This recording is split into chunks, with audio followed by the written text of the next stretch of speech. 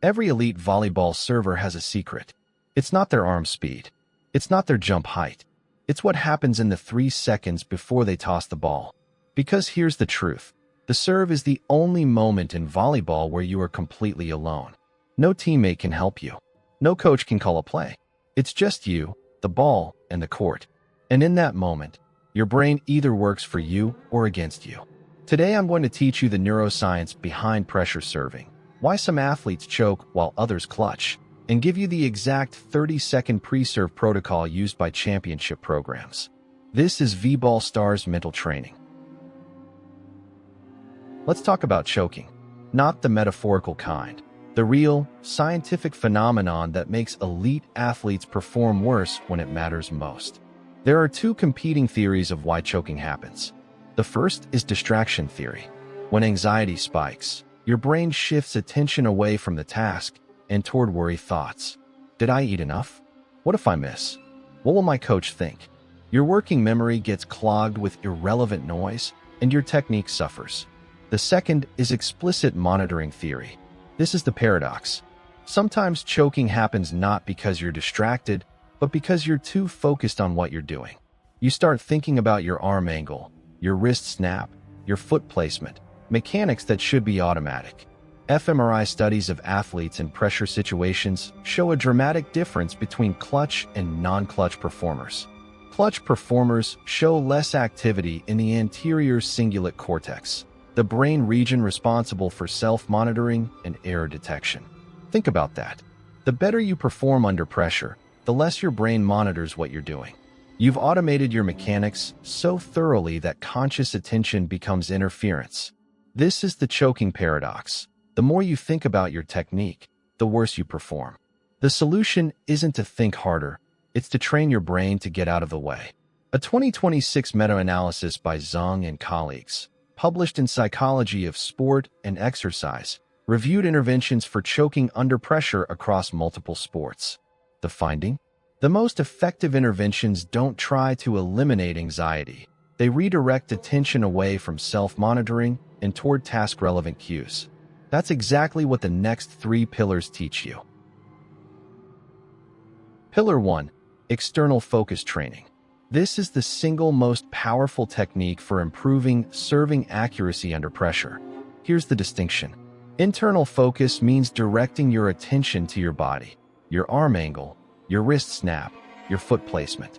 External focus means directing your attention to the target, where you want the ball to go, the trajectory you're creating.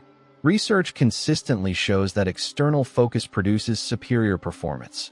A comprehensive review by Wolf and Prinz found that directing attention to the effects of movements, the ball's path, the target zone, rather than body mechanics produces accuracy improvements of up to 22% in pressure situations. Why does this work? Because external focus promotes automaticity. When you think about your arm, you're engaging conscious control over a movement that should be automatic. When you think about the target, your brain handles the mechanics unconsciously, faster, smoother, more consistently. Here's how to train it. Before every serve, instead of thinking about your technique, pick one external cue. It could be the seam between 2 zones. It could be the top of the block. It could be a spot on the floor. Lock your eyes on that spot. That's your entire focus. Not your arm, not your toss, just the target. Practice this at every practice session. Start with easy serves, then add pressure. Game-like situations, consequences for misses, teammates watching. Build the habit so it's automatic on game day. The research is clear.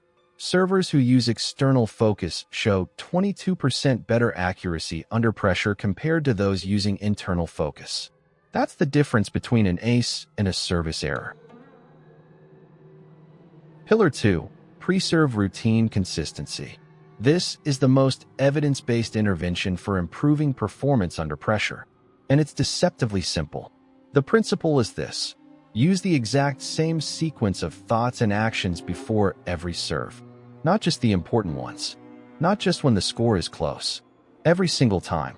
Servers who use identical, timed routines before every serve show 31% less performance variance between low-stress and high-stress situations. That's the definition of mental consistency, performing the same way regardless of what's happening around you. Here's why this works. Your brain loves predictability. When you follow the same routine, your brain learns that this sequence means it's time to perform. The routine becomes a trigger that shifts your nervous system into the right state automatically. Without a routine, your brain has to figure out what to do each time. Under pressure, that decision-making process gets overwhelmed. With a routine, the decision is already made. You just execute. The key elements of an effective pre-serve routine: it should be timed, know exactly how many seconds it takes. It should be consistent, the same every time. And it should include at least one physical action that grounds you. Bouncing the ball, adjusting your grip, taking a breath. Tiger Woods said it best. If you look at my routine, it doesn't change from the first tee to the 72nd hole. It is always the same thing. Your routine is your anchor. Build it. Practice it. Trust it.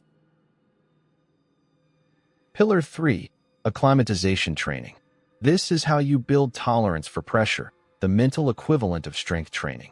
The concept is straightforward. Practice performing under mild anxiety conditions so that when real pressure arrives, your brain has already been there. It's behavioral exposure for sport. Research shows moderate to large effects of acclimatization training on performance under pressure. The key is controlled exposure, gradually increasing the stakes in practice so your nervous system learns that pressure is manageable. Here are 4 ways to acclimatize. First, add consequences to practice serves. If you miss, your team runs. If you ace, the other team runs. This creates mild pressure that simulates game conditions. Second, add an audience. Have teammates watch your serves. Have coaches evaluate. The presence of observers activates the same self-monitoring circuits that cause choking, but in a safe environment where failure has no real consequences. Third, add time pressure. Set a timer. You have 10 seconds from the moment you pick up the ball to complete your serve. This trains your routine to work quickly and efficiently. Fourth, add score pressure. Create practice scenarios where the score matters. First to 5 aces wins. If you miss, the other team gets a point. This trains your brain to perform when the outcome counts. The research on acclimatization training from Lowe and colleagues shows moderate to large effects on post-test performance under pressure. The more you practice under pressure-like conditions, the more your brain learns that pressure is just another situation to perform in. Start small. Add 1 pressure element per week. By the time game day arrives, your brain has been in this situation hundreds of times. It's not pressure anymore. It's familiar. Pillar 4. The pre-serve protocol. This is where everything comes together. Here's the critical rule. Under FIVB rules, you have exactly 8 seconds after the referee's whistle to hit the ball. That means your entire routine must happen before the whistle. Here's the corrected protocol, timed to fit within game constraints. Before the whistle, the breath. Take 1 deep diaphragmatic breath. In for 4 counts, out for 4 counts. This activates your parasympathetic nervous system. Then, the anchor. Say your 3 cue words silently. Attack, breathe, trust. Then, the external lock. Pick your target. Lock your eyes on it. See the ball going there. Then, the physical trigger. Bounce the ball 3 times. This is your behavioral cue. Now you're ready. The referee whistles. You have 8 seconds. Toss and serve. Don't think. Just do. Your routine has done the work. Your mechanics are automatic. Trust the training. That's it. A pre-whistle routine that takes about 15 seconds, followed by an 8-second execution window. The same every time, whether it's practice or championship point.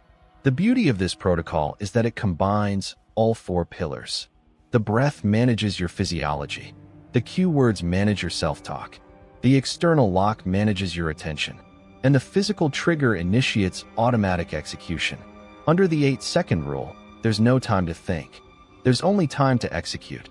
That's why the routine matters. It primes your brain, so the 8 seconds are pure performance. Let's put it all together.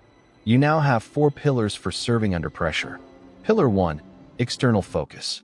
Direct your attention to the target, not your body. This promotes automaticity and produces 22% better accuracy. Pillar 2. Routine consistency. Use the same sequence before every serve. This reduces performance variance by 31%. Pillar 3. Acclimatization. Practice under pressure-like conditions so real pressure feels familiar. Pillar 4. The pre-serve protocol. A 15-second pre-whistle routine followed by an 8-second execution window. Here's what the research tells us about combining these techniques. A 2026 meta-analysis by Zhang and colleagues found that multi-component interventions produce the largest effects on performance under pressure. And here's the neuroscience. External focus calms the anterior cingulate cortex. Less self-monitoring means more automatic execution. A consistent routine engages the basal ganglia, the brain's habit center. Acclimatization reduces amygdala reactivity. The brain's fear center stops overreacting. For pillars, 1 protocol, a brain that performs when it matters most. The pressure serve isn't a physical event. It's a mental event disguised as a physical one. Under the 8-second rule, there's no time to think, only time to execute. Train your brain to get out of the way. Less thinking, more trusting.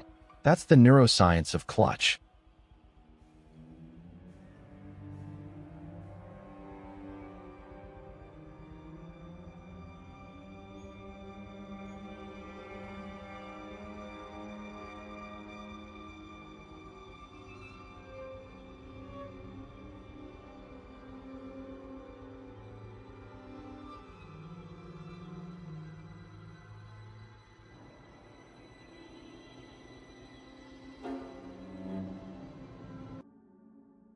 Here's your recap and homework.